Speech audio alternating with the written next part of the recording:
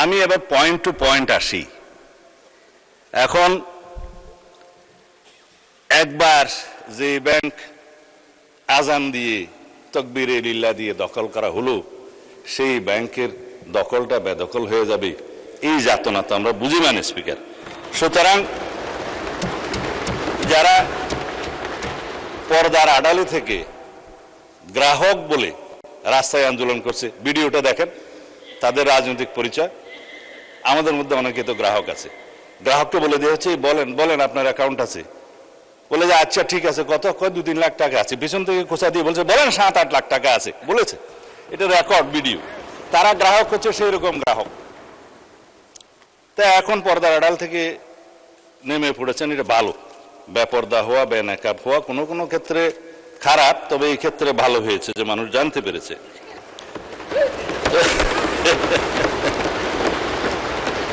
মানে স্পিকার, এখানে আরডিএস নামে একটা প্রকল্প আছে। সেই প্রকল্পের, এটা হচ্ছে ইসলামী ব্যাংকের একটা ফ্ল্যাগশিপ প্রকল্প। এই প্রকল্পের মূল হচ্ছে পল্লী উন্নয়ন প্রকল্প নামে, যেখানে 5,000, 10,000, 20,000 টাকা পর্যন্ত লোন দেয়া যায়। নারী গ্রাহকের সংখ্যাই বেশি। ভোটের আগে 10,000 টাকা করে অনেক নারীকে দেয়া হয়েছে। লাইনে আমার এক ভোটার জিজ্ঞেস করছে, আমার এক কর্মী, মা আপনি কোথায় দিবেন? বলছে যে বাবা, বলছে কোরআনের দল না দিলে তো জান্নাতে যাওয়া যাবে না। 10,000 টাকাও দিয়েছে, বলেছে এটা মাফ হয়ে যাবে, আরো 10,000 টাকা পাবো। এইভাবে মানে স্পিকার বোনাস হিসাবে দাঁড়িপাল্লায় ভোট দিলে জান্নাত পাওয়ার নিশ্চয়তাও দিয়েছে। এই আরডিএস প্রকল্পের মধ্যে কত হাজার কোটি টাকা ডিস্ট্রিবিউট হয়েছে জানেন? 22,000 কোটি টাকা ডিস্ট্রিবিউট হয়েছে। 11,000 কোটি টাকা আগে দেওয়া হয়েছিল। এই 5ই আগস্ট 2024 পরে নির্বাচনের এই বৈতরণী পার হওয়ার জন্য আরো 11,000 কোটি টাকা দেওয়া হয়েছে, এর কোনো হদিশ নেই। তবে একজন নারী ভোটারের কথা তো বললাম। ভোটের আগে আমরা প্রায় সময় দেখছি মানে স্পিকার, আমরা তো লেজিটিমেট গভর্নমেন্ট, ভোট টুট পেয়ে জনগণ আমাদেরকে এখানে বসিয়েছে, কিন্তু ইলেকশনের দিন পর্যন্ত আমরা একটা ফেসবুক গভর্নমেন্ট দেখেছিলাম মানে স্পিকার, প্রচারণার মাধ্যমে। তা আমরা এখনো মনে করছি বিরোধী দলের ভূমিকা পালন করুক, তারা স্ট্রাগল করবে সরকারি দলে আসার জন্য, নির্বাচিত হয়ে মেজরিটি পাওয়ার জন্য। কিন্তু বারে বারে এইভাবে প্রচারণা, পর্দার আড়ালে প্রচারণা, পর্দার ভিতরে প্রচারণা ইত্যাদি চালিয়ে মানুষকে বিভ্রান্ত করে মানে স্পিকার আমরা বোধহয় খুব বেশি এগোতে পারবো না। এখন ইসলামী ব্যাংকের আমি কয়েকটা আইনের কথা পরে বলবো, এখন বলছি না। ইসলামী ব্যাংকের নবনিযুক্ত চেয়ারম্যান দায়িত্ব নিলে এবং এই চেয়ারম্যানকে দায়িত্ব পালন করতে না দিলে কি হবে সেটা আইনে বলা আছে। বাংলাদেশ ব্যাংকের ব্যাংক কোম্পানি আইন অনুসারে সেকশন 45, 46, 47 এবং লাস্টে 57-এ এই কথাগুলো বলা আছে। মাননীয় অর্থমন্ত্রী বলছে যে আইন উনি বলবেন, তা আমার একটু অভ্যাস খারাপ বলে আগে বলে দিচ্ছি। বাংলাদেশ ব্যাংকের নির্দেশ দানের ক্ষমতা, বাংলাদেশ ব্যাংক যদি এই মর্মে সন্তুষ্ট হয় জনস্বার্থে মুদ্রানীতি এবং ব্যাংক নীতির উন্নতির বিধানের জন্য কোন ব্যাংক কোম্পানির আমানতকারীদের স্বার্থের পরিপন্থী এবং ব্যাংক কোম্পানির স্বার্থের পক্ষে ক্ষতিকর কার্যকলাপ প্রতিরোধ করার জন্য যে কোনো রকমের সিদ্ধান্ত বাংলাদেশ ব্যাংক দেওয়ার এখতিয়ার রাখে এবং ব্যাংক কোম্পানিগুলো, সংশ্লিষ্ট ব্যাংক কোম্পানিগুলো উক্ত আইন নির্দেশ পালনে বাধ্য থাকবে। ব্যাংক কোম্পানির পরিচালক সেকশন 46 ইত্যাদির অপসারণ বাংলাদেশ ব্যাংকের ক্ষমতা, চেয়ারম্যান থেকে বোর্ড অফ ডাইরেক্টরস সবার। তারপরে আপনার 49-এ বাংলাদেশ ব্যাংকের অধিকতর ক্ষমতা আছে, 47-এ পরিচালনা পরিষদ বাতিলের ক্ষমতা আছে। বিস্তারিত পড়লে আমার ওই 15 মিনিটে কোলাবে না, সেই জন্য বলবো না।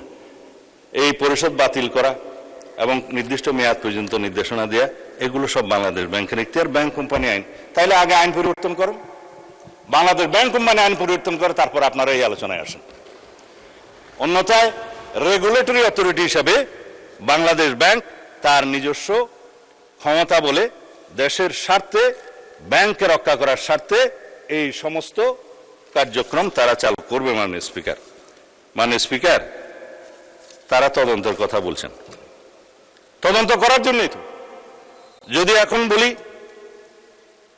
আপনারা 5ই পরবর্তী এই ব্যাংকের যারা লোন গ্রহণ করেছে, আমি নামই বলি, নাবিল গ্রুপকে 700 কোটি টাকা এলসির এগেনস্টে লোন দেওয়া হয়েছে, পরে এই মালামাল বিক্রি করে ব্যাংকে টাকা ফেরত দেওয়া হয়নি।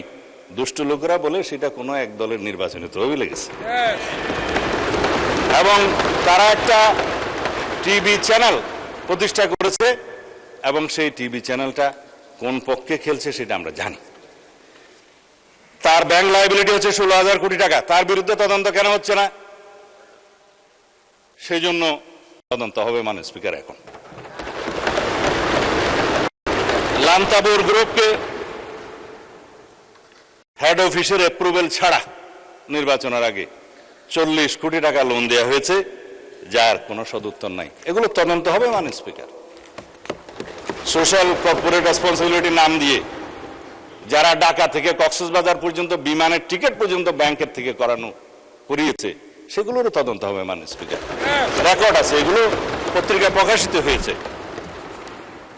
এই আরডিএস প্রকল্প থেকে, এলসির এগেনস্টে লোন দেয়া থেকে, এই যে গ্রুপের কথা বললাম, নামও তো মনে নাই, লান্তাপুর না কি যেন, লান্তাবুর, এগুলো তদন্ত হবে। এই তকবির দিয়ে ব্যাংক দখল করার পর যাদেরকে চক্রচ্যুত করা হয়েছে তাদের সংখ্যা হচ্ছে 9,000। অন্যায্যভাবে কোনো আইন কানুন না দেখিয়ে তাদেরকে নিয়ম বহির্ভূতভাবে চাকরিচ্যুত করা হয়েছে। তারা প্রায় সময় ডেমনস্ট্রেশন করে রাস্তায়, আপনারা দেখতে পারেন পত্রিকায়। শুধু তাই না, 6,000 নতুন নিয়োগ দেওয়া হয়েছে, তাদের সবাই একটি রাজনৈতিক মতাবলম্বী লোক, এবং তাদেরকে কনফার্ম করা হয়েছে 50%, আর 50% করার তালে আছে, তদন্ত হলে আর পারবে না। 13,000 প্রমোশন দেওয়া হয়েছে, যারা যেই ক্যাটাগরি থেকে প্রমোশন পেয়ে যে ক্যাটাগরিতে যাওয়ার কথা না, 2টা-3টা করে প্রমোশন দেওয়া হয়েছে। এই ইউনিয়নগুলো তো হয়েছে মাননীয় স্পিকার, ইসলামের নামেই তো হয়েছে বলে মনে হয়। তো সুতরাং এগুলো তদন্ত হলে হয়তোবা আমাদের কারো নাম ওখানে চলে আসতে পারে।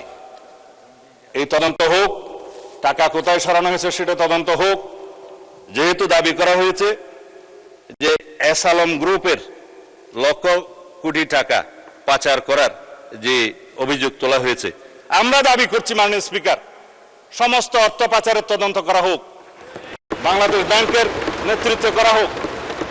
যারা বাংলাদেশের টাকা, মানুষের টাকা পাচার করেছে বিদেশে, সকলের বিরুদ্ধে তদন্ত করা হোক। শুধু অভিযোগ দিয়ে ক্ষান্ত হইলে হবে না, কিন্তু এগুলোও তদন্ত করা হবে মাননীয় স্পিকার।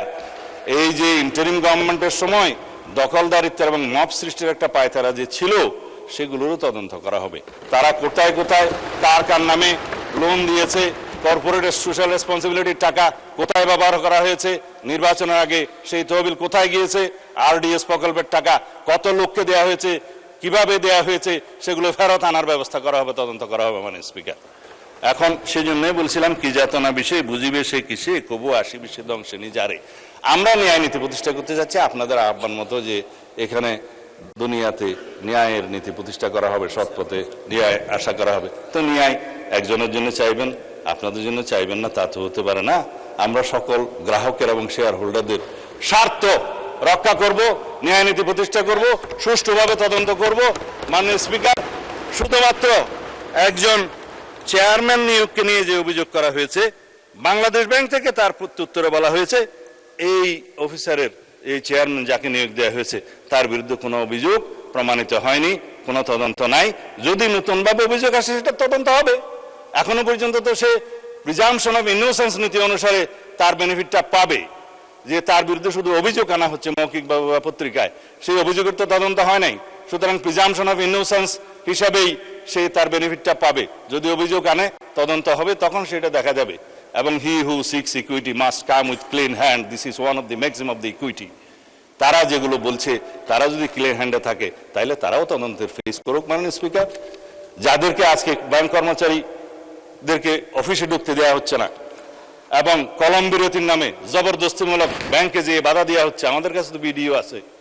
আমরা যেহেতু এই স্বরাষ্ট্র মন্ত্রণালয়ের দায়িত্ব পালন করছি, আমাদের কাছে সমস্ত কিছু রাখতে হয়। এই সমস্ত তদন্ত ভিডিও সহ অডিও সহ সব কিছু আছে। মাননীয় বিরোধী দলীয় নেতা এক জায়গায় বক্তৃতা দিয়ে বলেছেন তার বুকের উপর দিয়ে যাবে, যদি টিয়ার গ্যাসগুলি করতে হয় আমার উপর দিয়ে যাবে, আমি গ্রাহকের সেবা নিশ্চিত করব।